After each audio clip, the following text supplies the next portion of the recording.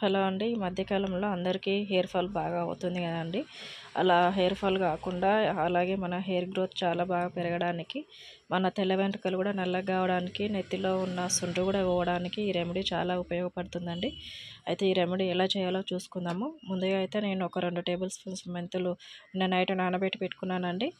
ఆ మెంతులు ఒక గుప్పడి కరివేపాకు ఫస్ట్గా అయితే గ్రైండ్ చేసి పెట్టుకున్నాను. తర్వాత మళ్ళీ మనం మెంతులు నానబెట్టుకున్న వాటరు, అలాగే ఒక నిమ్మరసం అండి. ఒక మీడియం సైజు నిమ్మకాయ సరిపోతుంది. అలాగే నిమ్మరసము, అలాగే ఈ విటమిన్ ఈ క్యాప్సిల్, అలాగే ఒక 2 టేబుల్ స్పూన్ కొబ్బరి నూనె కూడా యాడ్ చేసుకున్నానండి.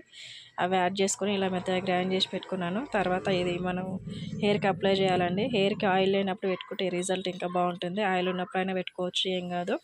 అయితే ఇలా మనం పొరలుగా తీసుకుంటూ బాగా అప్లై చేసుకోవాలండి. చాలా బాగా రిజల్ట్ బాగుంటుంది. మనకైతే ఒక్కసారి పెట్టి చూడండి, మీకు రిజల్ట్ తెలుస్తుంది. వీక్లీ 2 టైమ్స్ అయితే కంపల్సరీగా